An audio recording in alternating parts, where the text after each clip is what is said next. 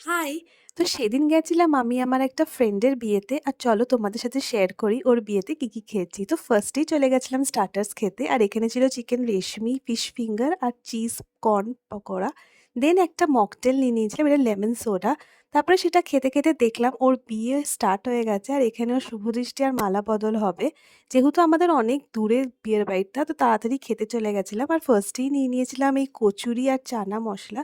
কচুরি আর চানা মশলাটা তো বেশ ভালো ছিল। আর দেন খেয়ে নিয়েছিলাম ফিশ ফ্রাইটা, খুব ক্রিস্পি ছিল ফিশ ফ্রাইটা। তারপরে মেইন কোর্সে নিয়ে নিয়েছিলাম রাইস, মাটন আর এটা ছিল ভেটকি পাতুরি which was too yum। এত গরম ছিল ভাঙতে পারছিলাম। ফিশটা খুবই সফট আর ফ্রেশ ছিল। দেন তো এই মাটনটা খেয়েছিলাম, বাট আমি খুব একটা মাটন খাই না, তাই অল্পই নিয়েছিলাম। আর তারপরে চলে গেছিলাম ডেজার্ট সেকশনে। এখানে ছিল hot Sandesh and baked rasgulla, খুব মিষ্টি কম ছিল। লাস্টে পান খেয়ে বাড়ি চলে